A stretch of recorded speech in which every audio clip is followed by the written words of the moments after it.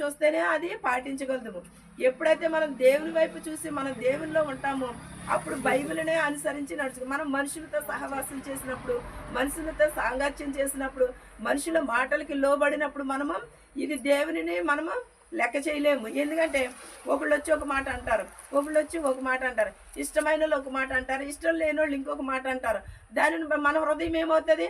అయ్యో మనకి మంచి చెప్పిన మాట వదిలేస్తాము, చెడైతే ఎప్పుడైతే అంటారో ఆ చెడ్డ మాటే ఇచ్చుకుంటాం మనం. ఆ చెడు మాట ఇచ్చుకుని వీళ్ళు ఎలాగ అన్నారు, వీళ్ళు ఎలాగ అన్నారు, ఇలాగే ఉంటాం. అందుకనే దుష్టుల ఆలోచన చొప్పున నడవక, పాపుల మార్గం నిలవక, అపహాసులు కూర్చుండు చోట కూర్చోవద్దని దేవుడు చెప్పి ఉన్నాడు. కానీ మనం ఎక్కడ కూర్చుంటాము? ఎక్కువ అపహాసులు కూర్చుండు చోటే కూర్చుంటాము. అదే మన ఇంట్లో కూర్చుంటే మనకి చిరాకు వచ్చి ఏదో పని చేసుకుంటాం, లేకపోతే సేపు ప్రార్థన చేసుకోవాలని ఆలోచన వస్తుంది. కానీ ఎప్పుడైతే మనం నలుగురిలో కూర్చున్నామో ఊరందరూ ఊసులు వస్తాయి, మన ఊసు వస్తుంది, మన మాటలు వస్తాయి, అనేకమైన మాటలు వస్తాయి. అందుకనే మనుషులు కూర్చున్న చోట ఎప్పుడూ కూడా కూర్చోకూడదు. మనం నలుగురు ఉన్న చోట కూర్చుంటే అనేకమైన దెబ్బలాట్లు, పోట్లాట్లు ఇవే వీళ్ళ మీద వాళ్ళ మీద తప్ప. కానీ నేను ఎప్పుడు చెప్తా ఉంటాను, నేను నలుగురు కూర్చున్న చోట కూర్చుంటే ముసలమ్మ ముచ్చట్లు తప్ప కానీ ఇంకేమీ ఉండవు అని అంటాను. నేను కూర్చోవట్లేదని నేను అంటలేదు, నేను కూర్చున్నాను, నేను కూడా మీ గుంపులో దాన్నే, నేనేమి ప్రత్యేకమైన దానిని నేనేమి అంటలేదు.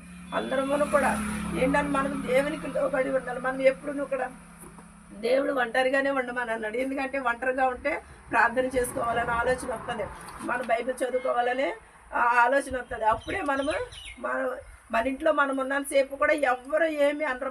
మనం ఎప్పుడైతే నలుగురు కూర్చున్న చోట కూర్చుంటామో అప్పుడు అనేకమైన మాటలు వచ్చి అక్కడి నుంచి అలా గొడవ అన్నది. అక్కడ మాట్లాడుకున్నది ఒకటి, కానీ పక్కకి వెళ్ళి చెప్పేది ఇంకొకటి.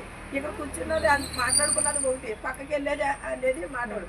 మనం ఏం చేస్తామంటే చెడు మాటలకి ఎక్కువ లోనైపోతూ ఉంటాము. మన ప్రతి ఒక్కరము కూడా అటువంటి స్వభావమును కలిగే ఉన్నాము. నేనని కాదు, మీరని ప్రతి ఒక్కరము లోకమంతా కూడా అలాగే ఉన్నది. ఏంటంటే ఈ దినాలు ఎలాగున్నాయంటే చెడ్డ దినాలు కాబట్టి చెడుకే ప్రభావితం అయిపోతున్నాం. మన సమయమును పోనివ్వక మనము సద్వినియోగం చేసుకుని దేవుని యందు ఎదగాలని అనుకున్నప్పుడు మనం ఏం చేయాలని, ఎక్కడ ప్రార్థనకు వెళ్ళినా కూడా ఆ చెప్పినది మన హృదయంలో మొత్తం ఒక 20 నిమిషాలు చెప్పినా, 40 నిమిషాలు చెప్పినా, ఎంత చెప్పినా ఒక్క మాట అయినా సరే మన హృదయంలో నాటుకుంటే సరిపోతుంది. మనం వెళ్ళిన దానికి ప్రతిఫలము దక్కినట్టే. మనం వెళ్ళిన కాడికి మనము వెళ్ళిన చోట మనము ఏమి విత్తుతామో అది మంచి నేలను పడిన విత్తనముల వలె మన హృదయంలో నాటుకుంటే దేవుడు ఇంకా అభివృద్ధి చెందుతాడు. లూదియా వలే కాకపోయినా కొంచెం ఆవగింజంత విశ్వాసమునైనా సరే కలిగి ఉండమన్నాడు దేవుడు. ఆవగింజంత విశ్వాసం కలిగి ఉంటే మన ఇంటికే రక్షణ వచ్చినట్టు లెక్క.